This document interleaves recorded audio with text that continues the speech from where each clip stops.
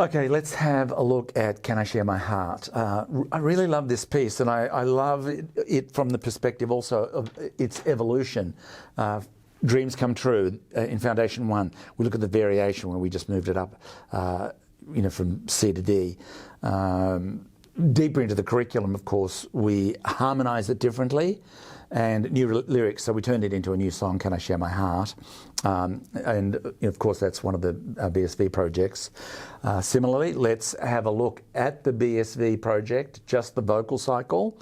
And the accompaniment that I'm doing here, it's really simple, but really good to talk about. So let's have a listen to that, come back and we'll break it down.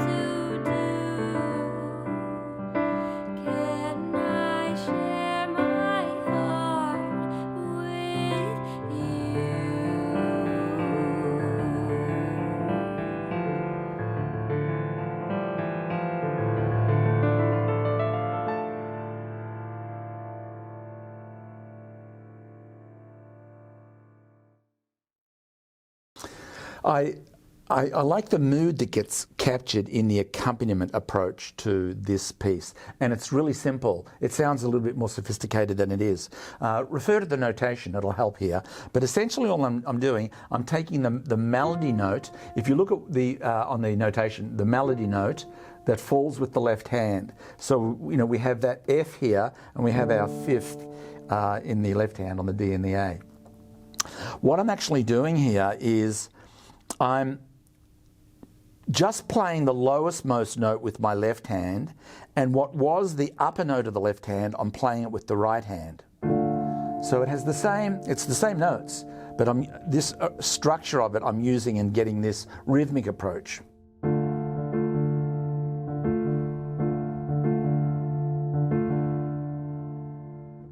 Actually, if you want to, it's really but it's represented in accompaniment variations. I think it's project 15. Project 13 is like the top half of it. 14 is the bottom half, and 15 is like a combination. If you refer to the accompaniment variations, that'll make sense. If you don't have that program, it doesn't matter because I'm showing you what it is. We've got that da da da ba ba bum ba ba ba ba ba bum ba ba ba ba ba bum. Really straightforward. And these things, of course, you can have your students processing away from the instrument, which I always recommend, just getting it into the hands. Or oftentimes what I do with the student is I just pull the lid down on the piano and do it right on the piano lid, bring it up here. It's that whole macro to micro approach is an enormously important learning strategy. Anyway, getting back to what's actually happening here.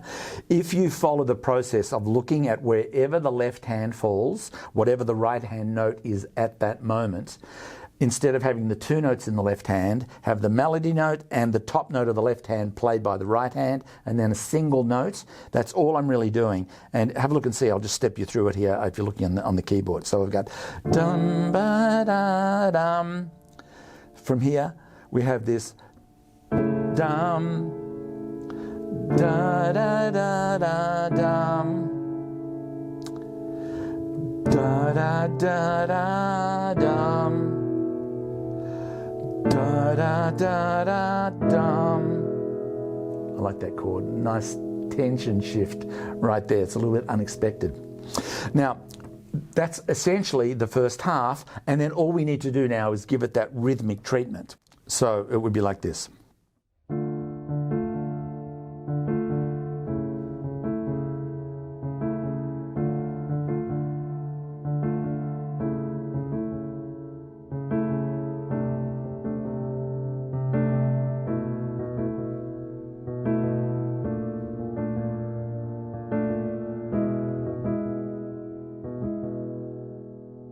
Now I'm playing it in a fairly stilted fashion, but I just want to show you that's the concept. I'm doing nothing else than really what's there in the standard arrangement from our foundation program, just switching up the order of which notes are played by what hand, and then applying that ba-ba-ba rhythmic approach. That's all there is to it.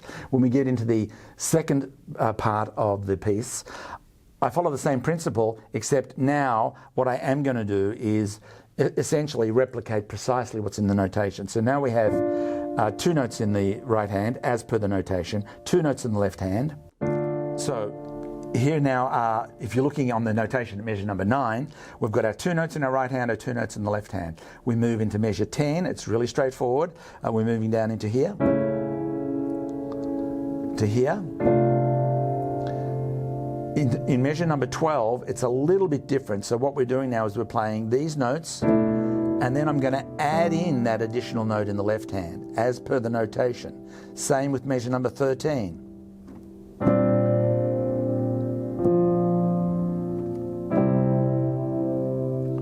And we get to the last measure, and on the notation it comes back to here, but I do a different treatment of that, and I'll show you what I'm doing. But let's, for the moment, just stay with measure 9 through 13, 14, 15. No, 9 through 13 and 14. Let's have a look again. And I'll apply that rhythmic process to it.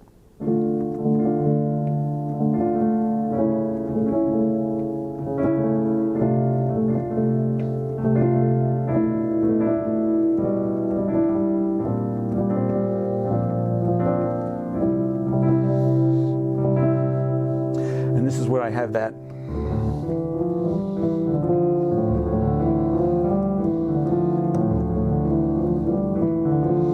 And then I finish with that run, which is,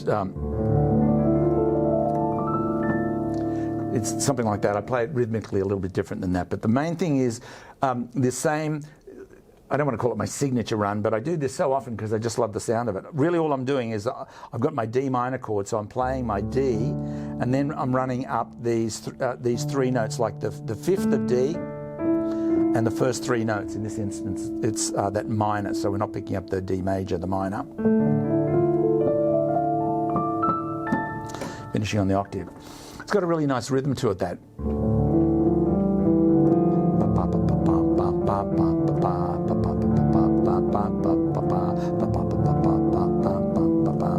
That'd be a really good rhythmical exercise to just process with the students, that in and of itself.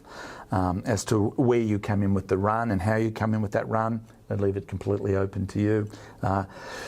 Pretty much that's it. I think if you are at a stage where you're working on this piece, you've got the notation, you're able to draw on that rule of right hand and left hand falling where the melody line falls, shift up the distribution of the notes. Second time around, they're falling exactly as per the notation, and then we have that rhythmical treatment of da ba ba ba, and then that last phrase, da ba da ba ba ba ba bum, ba da ba da ba ba ba ba bum.